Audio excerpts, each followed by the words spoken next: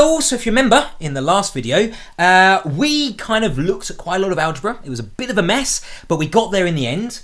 Remember what we were trying to do? We were basically trying to say we want to minimize the sum of the squares of the residuals. And we said that the squares of the residuals should be equal to this, which we considered just by saying that the estimator, the regression line, is given by this, okay? And if you remember in the last video, we managed to find out what A was, okay? So we said that A was simply the mean of my dependent variables, subtract B, remember we haven't found B yet, but we will in this video, times by the mean of my independent variables, okay? So we've got A. Now I think a sensible thing to do here, we want to try and find B, so why not substitute A back in here? So now we just have an equation that purely just involves a B, right? We've found what A is, okay? So let's substitute it back in. So we've got the sum of yi. Instead of writing A now, I'm going to write y bar minus B times by x bar. Remember, I'm subtracting all of that, so I need to put it in bracket. Then I'm subtracting B times by xi. So I'm literally, and I'm squaring it. I'm literally just substituting what I found for A into this formula. Okay, well I guess first of all let's get rid of that bracket in the middle because remember I'm subtracting. So this should be the same as the sum of yi minus y bar. Then it becomes a plus B times by x bar and then minus B times by xi. And I'm still squaring all of that thing. Okay, now just because I want to make this as easy as possible, so spoiler, we're going to end up squaring all of this thing again, okay? But just to make it a little bit easier for me, what I'm going to try and do is keep together all my y's and all my x's. So you notice in this case, I've actually got my y's written quite nicely, okay? I've got yi minus y bar. Now, if you have a look, I haven't quite got the same thing here yet, okay? Because I've got plus B times by x bar minus BXI. So I'm just going to flip that red thing around, those two terms there. Because then I should end up with xi minus x bar, which is kind of the same order as what I have with my y's, okay? I've got my true data value, take away the mean of my data value, okay? So in other words, I'm going to rewrite it as the sum of yi minus y bar. Okay, now just because I've got this as the same, so I end up with minus B times by xi plus B times by x bar, okay, just like that. And I'm going to end up squaring all of that thing. Now just because I can see here that I can make my x's look a little bit more like my y's, if I take out a negative b from both terms. So if I take out a negative b, so I'm going to be lazy and do it like this on the screen, okay, I end up with that. Okay, so I've just literally taken out a negative b from both terms. Okay, so let's have a think then. I'm literally going to treat this as two terms. So I've got a term here, so the yi minus y bar, okay, and then I'm subtracting b times by this thing. Okay, so I'm subtracting b times by this thing.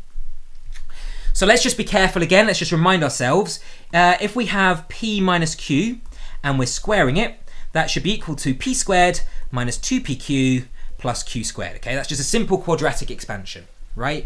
So in other words, this thing here is going to be equal to the sum, okay, and I'm still going to write the brackets in because I need to add all of this together at the end, but I'm literally just going to consider the square of these two things. If you like, this is p and this is q, okay? Then I get, well, it's going to be yi minus y bar all squared, okay, because that's my p squared bit. Then I need to subtract 2 times by p times by q. Okay, so I'm going to subtract 2 times by p, which is yi minus y bar, times by q, which is going to be, well, it's going to be b times by xi minus x bar. Okay, then I'm going to add on q squared, so I'm going to add on b squared times by xi minus x bar, all squared. Okay, now just because I don't really like the fact that the 2 and the b are kind of separated, they're both constants, I'm just going to write them together. So I'm just going to write the b next to the 2 at the front here. So I'm going to scooch him over a little bit and I'm going to put the b in there. All right, good. Now, again, I'm going to try and make this thing look a little bit more nice. So I'm going to first of all get rid of that sum by expanding out that sum. So I get sum of yi minus y bar all squared minus 2 times by b times the sum of yi minus y bar times by xi minus x bar, and I get plus b squared of the sum of xi minus x bar and I'm squaring all of that. Okay, so I've literally just distributed this sum over each individual term like that. Okay, good. Now, just in case you're sort of wondering, you might recognize some of these formulas. So let me just write them down for you. Because this is kind of quite a nice pattern going on here, we give them a special name. Number one, because you don't have to remember them so easy, you don't have to remember them, it's not as long. But also because we recognize that there's a pattern going on. So we've got here SXX, which is equal to the sum, so S for sum, times by xi minus x bar all squared. If you like, you can treat this as xi minus x bar times by xi minus x bar, okay? And then you've got SYY, which is equal to the sum of yi minus y bar, all squared. Then you've got the sum of x times y, which is equal to the sum of xi minus x bar times by yi minus y bar. So hopefully you notice the pattern which is going on here. Now, in case you think, hang on a minute, I know that there's a different formula for SXX and SYY and SXY. Then there is, absolutely, and I will show you this in the next video of how these two things are related. But for the moment, you might recognize it as the sum of xi squared minus n times by x bar squared. This thing you might recognize the sum of yi squared minus n times by y bar squared. And the last thing you might recognize as the sum of xi times yi minus n times by x bar times by y bar. So that's an equivalent formula, and again I'll show you that those two things are the same. Those are equivalent formulas in the next video. Okay, but for the meantime, I'm basically saying that thing there is equal to SYY, that thing there is equal to SXY, and that thing there is equal to SXX. Don't be put off by the fact that those two things are the other way around, okay? It doesn't matter because I'm multiplying them, so I can just switch those order around to make it match up with that formula there. So in other words, what I'm saying is that my r squared, the sum of my r squareds, should be equal to SYY minus 2b times by SXY plus b squared times by SXX. Now, if you have a look at this thing, you might recognize a similar technique that we can apply here as we did when we were trying to find a. Have a look at that last term there. That there is a quadratic in a. So in other words, I should be able to complete the square. So if I just consider negative 2b times by SXY plus b squared times by SXX, you should see that's a quadratic in b squared. Okay, so first of all, let me just switch the order around so you can see it's a little bit easier. So SXX times by b squared minus 2 times by b times by SXY. Now, because it's a quadratic in b, I want to write this term slightly different. So I'm just going to switch the order of the SXY and the b, because I'm kind of treating that as one constant, if you like. I'm treating that as a constant. Okay. Now again, just like before, this is a non-monic quadratic because it's something times by b squared. So I'm going to factor out an SXX from all of these terms. But of course, in order to do that, I need to also factor out an SXX from this term here. Now you say, well, hang on a minute, there's no SXX hiding in there, but of course you know there is, because it's just SXX divided by SXX. That's just 1. Okay, so let's factor out an SXX. So we get SXX times by b squared minus 2 times by SXY divided by SXX times by b. Okay, so I've literally just factored out an SXX. Now if you look, all I'm going to do is complete the square. So I've only got one b to term with rather than a b squared and a b term. Okay, so I'm literally just going to look at this thing in here, look at this thing in here, and I'm going to complete the square. So remember, completing the square is just going to be b minus half of that coefficient here, minus that half of that coefficient here. So minus half of 2SXY divided by SXX. So half, so I'm just going to write the 2 on the denominator there. I'm going to square it, and then I'm going to take away the square of that term there. So 2SXY divided by 2SXX and square it, and I'm going to take it away. All right, good. Just do a quick simplification here. So I get b minus, of course, 2 divided by 2 is just 1. So I get SXY divided by SXX all squared. Minus, again, I cancel the squareds off. So I simply just get SXY all squared divided by SXX all squared. So hopefully you can see where that comes from. Okay. And of course, what I've got here, that's the thing in purple. So I've got to multiply all of this by sxx. So I've got to multiply all of this by sxx. Just because I'm being lazy, I'm just going to copy that down. Okay, so I'm going to copy that down in there. Okay, good. So in other words, what I've got here is sxx times by all of this thing in purple. So I'm going to multiply through by sxx in both terms. Okay, so I get sxx times by b minus sxy over sxx all squared minus sxx times by sxy all squared all divided by sxx all squared. And hopefully you can see here that that cancels with that. So therefore, when I come back, I just need to write in sxx times by b minus sxy over sxx all squared minus sxy over sxy all squared over sxx. Okay, so that's literally what I got here. So I'm just going to copy that up so I don't have to rewrite it out again. So that's what we've got in here. So we get syy, and then in here I've got this thing which I've just worked out. Okay, so you notice there it looks a bit hard, it looks a bit difficult, but it's really not. It's simply just completing the square. Okay, so if you're happy with completing the square, it's a bit awkward. That's the only hard thing about it. Okay, so now let's have a look. This is actually a really, really good position. Let me write that a little bit better so it doesn't look much like an S at the moment. Let me just write that a little bit better. So this is actually a really good position because remember that our aim is to try and find the values of A and B which minimize what we've got. So we're literally saying that this is equal to the sum of Ri all squared. Okay, we've just done a bit of algebra and this is what it's equal to.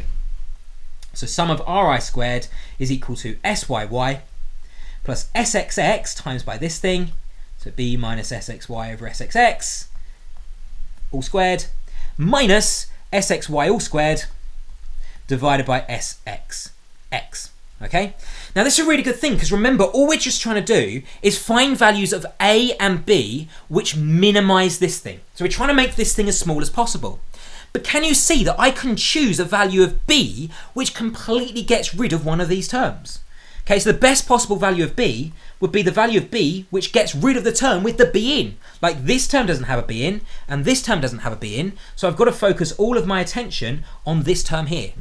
Now the value of B that I could use to minimize this thing is simply if B is equal to Sxy over Sxx. Because if B is equal to Sxy over Sxx, then in here I just get Sxy over Sxx minus Sxy over Sxx. That's just 0. And if I square 0, it's still 0. And if I times Sxx by 0, it's still 0. So in other words, that entire term disappears if I choose B as that. Okay, if I just choose B as that. By the way, because I'm trying to minimize the residuals, so I'll kind of store that just for a second. If I'm trying to minimize the residuals, then I'm basically saying that when I minimize it, that term there should disappear. So it doesn't there, it's not there, right? It's not there. So in other words, the residual, so sum of Ri squared, I can actually work out what the square of the residuals is going to be. It's going to be whatever's left. Syy minus Sxy all squared divided by Sxx. Okay, so that's what's left. So if I actually want to work out what the sum of the squares is going to be, so I actually want to work out what's going to be left over, okay, then this is going to be the least squares residual, right? So this is going to be the residual sum of the squares.